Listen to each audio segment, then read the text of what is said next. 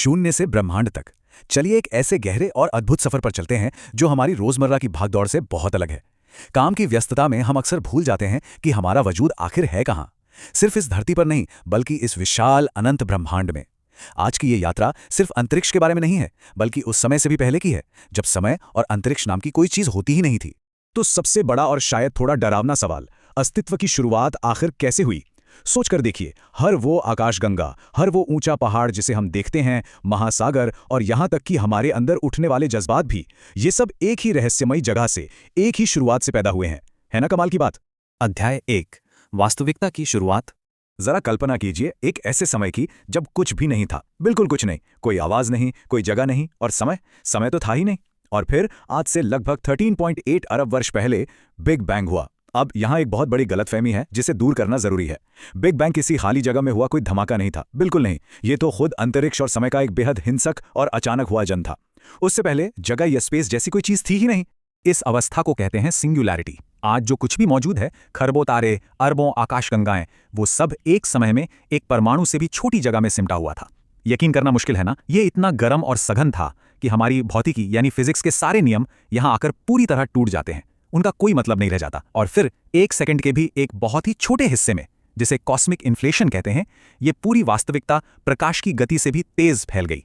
महाविस्फोट, ऊर्जा का एक ऐसा भयानक तूफान जिसने पूरे अस्तित्व को भर दिया। उस वक्त ये सब इतना गर्म था कि कोई भी ठोस चीज बनी नहीं सकती थी। चारों तरफ बस शुद्ध उबलती हुई ऊर्जा का एक महासागर था। लेकिन मजे की बात यह है कि इसी घोर अव्यवस्था और तूफान के अंदर भविष्य की हर उस चीज के छिपे हुए कण मौजूद थे जिसे एक दिन बनना था। अध्याय 2, प्रकाश का जन्म। शुरुआत के कुछ मिनटों में यह ब्रह्मांड एक विशाल भट्टी जैसा था। इसी भट्टी में क्वार्क्स और इलेक्ट्रॉन जैसे सबसे पहले कण बने। फिर ब्रह्मांड फैलने लगा और तापमान गिरने लगा। लगभग 3,80,000 साल बाद एक चमत्कार हुआ।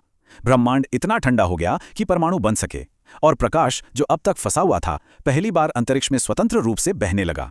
लेकिन इसके तुरंत बाद ब्रह्मांड लाखों सालों के लिए एक गहरी, खामोश, अंधेरी रात में डूब गया। इसे कॉस्मिक डार्क एजेस कहा जाता है। अंधेरे के उन लाखों सालों के बाद गुरुत्वाकर्षण ने अपना जादू दिखाना शुरू किया। उसने गैस के विशाल बादलों को सिकोड़ना शुरू किया। दबाव बढ़ता गया और अंततः पहले तारे जल उठे। ये ब्रह्मांड की सबसे पहली रासायनिक फैक्ट्रियां थीं। इन विशाल तारों के जलते हुए कोर के अंदर भारी तत्व बन रहे थे। हाइड्रोजन बदल रही थी कार्बन, ऑक्सीजन और लोहे जैसी जरूरी चीजों में। और यहीं पर कहानी बहुत ही खास हो जाती है। स्टारडस्ट यानी तारों की धूल। इंसानों का तारों की धूल से बने होना कोई कविता या कहानी नहीं है, बल्कि एक पक्का वैज्ञानिक तथ्य है। बिना उन प्राचीन तारों के जो सुपरनोवा धमाकों में नष्ट हो गए, हमारा वजूद मुमकिन ही नहीं था। हमारी हड्डियों का कैल्शियम, हमारी सांसों की ऑक्सीजन, ये सब अरबों साल पहले किसी मरते हुए तारे की धधकती हुई भट्टी में बने थे। हम सचमुच तारों की धूल हैं। अध्याय 3, एक जीवित ग्रह। अब पैमाने को थोड़ा बड़ा करते हैं।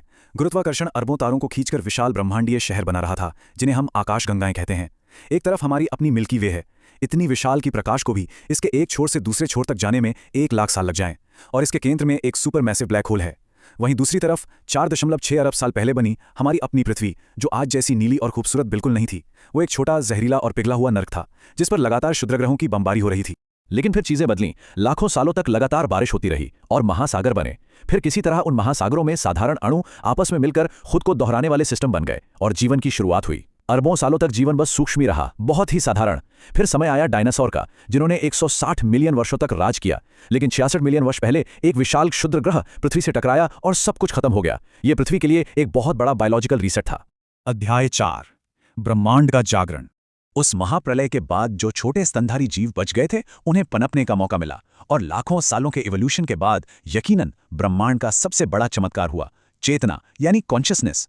जरा सोचिए, ब्रह्मांड के इस विशाल आकार के सामने इंसान कितने छोटे हैं। फिर भी हमने ऐसे दिमाग विकसित कर लिए जो ब्लैक होल का अध्ययन कर सकते हैं, गणित समझ सकते हैं और खुद वास्तविकता पर सवाल उठा सकते हैं। अरबों सालों तक ब्रह्मांड विकसित होता रहा, जब तक कि वो खुद को देखने और समझने के काबिल नहीं हो गया। अब यहां जरा रुककर सोचने वाली बात है, चेतना या जागरूकता का अस्तित्व आखिर है ही क्यों?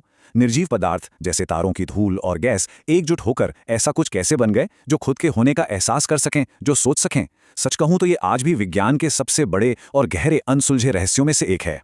और जैसे जैसे हम सचेत इंसान इस ब्रह्मांड में और गहराई से देखते हैं, चीजें और भी अजीब और हैरान करने वाली हो जाती हैं। ऐसे ब्लैक होल्स जो प्रकाश को भी निगल जाते हैं, विशाल पिंडों के पास मुड़ता हुआ समय, और सबसे ज्यादा चौंकाने वाली चीज, अदृश्य डार्क मैटर और डार्क एनर्जी। वास्तविकता ये है कि जो कुछ भी हम देख या समझ सकते हैं वो पूरे अस्तित्व का एक बहुत ही छोटा सा हिस्सा है। ब्रह्मांड हमारी सोच से कहीं ज्यादा रहस्यमयी है। अध्याय 5 ब्रह्मांडीय परिप्रेक्ष्य। ये ब्रह्मांड आज भी लगातार फैल रहा है, लेकिन इसका भविष्य क्या होगा ये अनिश्चित है। क्या एक दिन यह सब ठंडे अंधेरे में यानी हीट डेथ में बदल जाएगा, या फिर एक बिग क्रंच में सब कुछ वापस सिकुड़ जाएगा? खैर, जो भी हो, जब हम इस पूरी अद्भुत श्रृंखला को देखते हैं, शून्यता से ऊर्जा, ऊर्जा से पदार्थ, फिर तारे और ग्रह, फिर जीवन और अंततः चेतना तक, तो हमारी रोजमर्रा की परेशानियां एकदम छोटी और तुच्छ लगने लगती हैं, है ना? द यूनिवर्स, हमारा ब्रह्मांड। हम मनुष्य इस विशाल अंतरिक्ष में कोई अजनबी नहीं है। हमारे शरीर का हर एक परमाणु उन प्राचीन तारों की भट्टियों में बना था, जो अब नष्ट हो चुके हैं। हम इस ब्रह्मांड से अलग नहीं हैं, बल्कि बहुत ही गहराई से इसका हिस्सा है। हम इसी में से पैदा हुए हैं।